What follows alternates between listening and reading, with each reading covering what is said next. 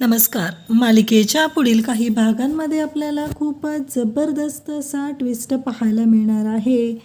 अखेर सायली ही शुद्धीवर येणार आहे, पण सायली शुद्धीवर येण्यासाठी खूप मोठा दैवी चमत्कार होणार आहे. तो नक्की काय असणार आहे?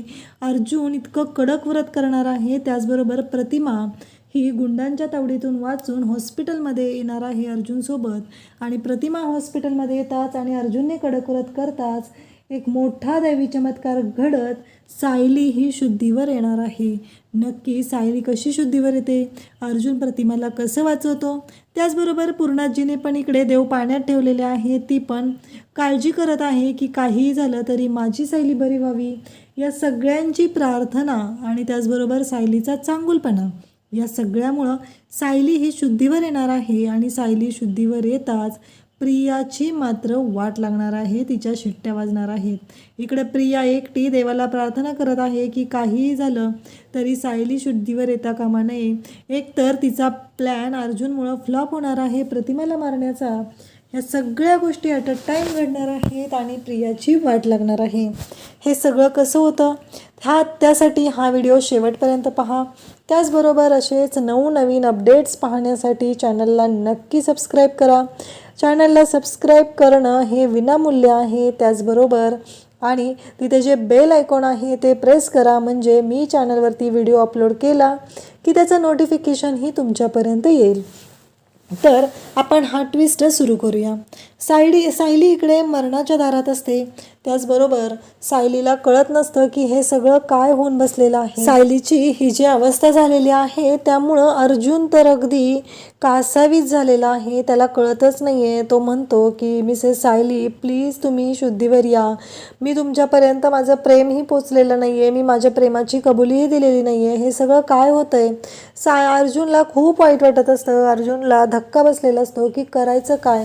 मिसेस सायली काही केल्या त्या शुद्धीवर येत नाहीत, मला नक्की काय करावं लागेल हा प्रश्न अर्जुनला पडलेला असतो.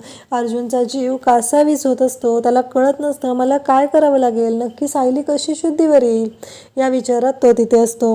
आणि त्याचबरोबर प्रताप तिथे येतो आणि अर्जुनला म्हणतो की अर्जुन शांत हो बाळा, थोडं शांत राहा ना, बघूया ना काय होतंय, डॉक्टर काय सांगतायत हे आपल्याला कळेल ना, तू शांत हो असं म्हणत तो अर्जुनची समजूत घालू लागतो. आणि त्याचबरोबर अर्जुनला म्हणतो की काळजी करू नको, अरे आपली सायली किती चांगली आहे ते आपल्याला माहिती आहे, त्यामुळं काहीही झालं तरी तू काळजी करू नकोस असं तो सांगतो. इकडे प्रताप अर्जुनची समजूत घालत असतो. तेवढ्यात अश्विन तिथे येतो आणि अर्जुन म्हणतो की सांग ना काय झालंय, सायलीची कंडिशन कशी आहे अश्विन, आम्हाला कळतच नाही आहे. तेव्हा अश्विन म्हणतो की दादा काळजी करू नको, वहिनीला काही होणार नाही आहे, आम्ही प्रयत्न करतोय, आपण आता देवावरती विश्वास ठेवायचा आहे आणि देवाकडे प्रार्थना करत राहायची आहे की सायली वहिनीला काहीही होता कामा नये. जोपर्यंत सायली वहिनीसाठी आपण प्रार्थना करणार आहोत तोपर्यंत सायली वहिनी ही ती आपल्यासोबत सुखरूप असणार आहे असं तो सांगत असतो. त्यावेळेस आता अश्विनने असं म्हटल्यानंतर प्रताप आणि अर्जुन या दोघांनाही धक्का बसतो. त्याचबरोबर कल्पनासाठीही हा खूपच मोठा धक्का असतो. तिलाही कळत नसतं की आता करायचं काय, कारण हे इतकं सगळं भयानक झालेलं आहे सायलीच्या बाबतीत. आणि आत्ता परत का असं घडलेलं आहे, आपल्या सायलीने कोणाचं काय वाईट केले हा प्रश्न त्यांना सगळ्यांना पडलेला असतो आणि ते सगळेजण तोच विचार करत असतात. इकडे अर्जुन मात्र खूप कासावीस होत असतो, त्याला कळतच नसतं की मी कशी समजूत घालू माझ्या स्वतःची, मी स्वतःला कसं समजून सांगू मिसेस सायली प्लीज तुम्ही असं नका करू, प्लीज तुमची गरज आहे मला असं अर्जुन सांगत असतो. सायलीकडे जाऊन तिथं बोलत असतो, सायलीला म्हणत असतो आणि तो इतका रडत असतो की त्याला कळतच नसतं. त्यानंतर आपल्याला पाहायला मिळतं की अर्जुन आता विचार करतो की काहीही झालं तरी आता मला काहीतरी वेगळं केलं पाहिजे हा विचार अर्जुनच्या डोक्यात येतो आणि अर्जुन त्या पद्धतीने विचार करू लागतो. अर्जुन म्हणतो की काहीही झालं तरी मला आता काहीतरी केलं पाहिजे, त्याशिवाय मिसेस सायली ह्या शुद्धीवर येणार नाहीत हे अर्जुनच्या लक्षात येतं. आणि अर्जुन म्हणतो की मिसेस सायली यांचा देवावर खूप विश्वास आहे, तर मला देवासाठी काहीतरी केलं पाहिजे. आजपर्यंत मी इतका विचार केलेला नव्हता, परंतु आता मला तो विचार करणं गरजेचं आहे. काहीही झालं तरी मिसेस सायली यांच्यासाठी मला देवाचा धावा करायचा आहे आणि देवाचा धावा करूनच मी मिसेस सायली यांना माझ्याकडे परत बोलवणार आहे, असं अर्जुनचं म्हणणं असतं. त्याचबरोबर अर्जुन त्यासाठी प्रयत्नही करतो. अर्जुनला असं वाटत असतं की काहीही झालं तरी मिसेस सायली या माझ्याकडे पुन्हा आल्या पाहिजेत. आणि मग अर्जुन बाप्पाच्या समोर जातो आणि म्हणतो की तुला कळतंय का बाप्पा, काय तू केलेलं आहे? माझ्या सायलीची अवस्था काय झालेली आहे? कशामुळे हे असं झालेलं आहे? प्लीज मला मदत कर बाप्पा, मला तुझी गरज आहे. माझ्या सायलीला माझ्यापासून दूर नको घेऊन जाऊस तू. माझी सायली माझ्यासाठी गरजेची आहे, असं तो बाप्पाकडे प्रार्थना करत असतो. आणि बाप्पाला म्हणत असतो की प्लीज माझी सायली माझ्यासाठी मला सर्वस्व आहे, माझी सायली मला हवी आहे, असं तो प्रार्थना करत असतो. पण त्याचबरोबर त्याला प्रतिमाचं बोलणं आठवतं. प्रतिमा आत्या ही खूपच कडक व्रत करायची आणि पूर्णाजी पण सांगायची की प्रतिमाचं जे व्रत असायचं ते इतकं कडक असायचं की देवाला पण त्यासाठी माघार घ्यावी लागायची. हे पूर्णाजीनं सांगितलेलं अर्जुनला आठवतं आणि अर्जुन म्हणतो की आता मला खूपच कडक व्रत करायचं आहे. आणि अर्जुन मग हातावरती कापूर घेतो आणि देवाच्या पुढे धरून तो उभा असतो. इकडे प्रतिमाला गुंडांच्या तावडीतून वाचवून अर्जुनने आणलेलं असतं आणि प्रतिमा ही सायलीच्या रूममध्ये असते. तिथे सायलीच्या डोक्यावरून मायेने हात फिरवत असते. तर इकडे पूर्णाजी सुद्धा सायलीसाठी देव पाण्यात ठेवलेले असतात आणि देवाच्या पुढे धावा करत असते की ती म्हणत असते की माझ्या सायलीला पुन्हा माघारी पाठव आणि त्याचबरोबर माझी सायली मला हवी आहे, असं ती बोलत असते. आणि त्याचबरोबर ती म्हणत असते की काही झालं तरी मला सायली हवी आहे, आणि असं म्हणत देवीला ती साकडं घालत असते. आणि देवीच्या समोर तिने देव तर पाण्यात ठेवलेले असतातच, पण त्याही बरोबर ती देवाला सांगत असते की प्लीज काहीही झालं तरी सायली सुखरूप असली पाहिजे, असं ती देवाला म्हणत असते. इकडे सायलीसाठी सर्वजण प्रार्थना करत असतात. सायलीसाठी मनोभावे सगळेजण प्रार्थना करत आहेत. सगळ्यांची इच्छा आहे की सायलीला काही होता कामा नये. आणि इकडे अर्जुनने तर कापूर हातात घेतलेला आहे आणि इकडे प्रतिमा हायपर झालेली आहे. ती सायलीला समजवत आहे, सायलीला उठवण्याचा प्रयत्न करत आहे, पण काही केल्यास सायली काही जागी होत नाही, सायली शुद्धीवर येत नाही.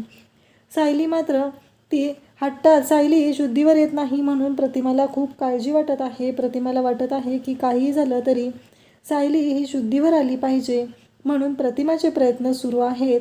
आणि हे सगळं घडत असतं. अर्जुन मात्र देवाच्या समोर साकडं घालून उभा आहे. त्याला काहीही करून सायली पुन्हा त्याच्या आयुष्यात हवी आहे, सायली जिवंत राहावी यासाठी त्याचे प्रयत्न सुरू आहेत. आणि त्याचबरोबर इकडे पूर्णाजीचा जीव कासावीस होत आहे. पूर्णाजीलाही वाईट वाटत आहे की आपल्या सायलीच्या बाबतीत असं का झालेलं आहे, हा प्रश्न तिलाही पडलेला आहे.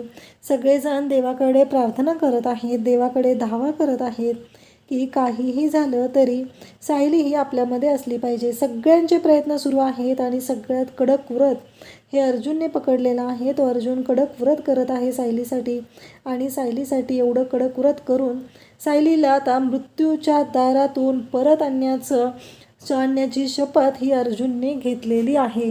इकडे सगळेजण अर्जुनला समजवत असतात, पण अर्जुन म्हणतो की नाही, आता जोपर्यंत सायली शुद्धीवर येणार नाही तोपर्यंत मी शांत राहणार नाही. आणि इकडे प्रतिमा पण सायलीच्या डोक्यावरून हात फिरवत आहे. तिच्या डोळ्यातून पाण्याच्या धारा वाहत आहेत आणि सायलीच्या हातावरती प्रतिमाच्या डोळ्यातले अश्रू जेव्हा पडतात तेव्हा खूप मोठा चमत्कार होतो.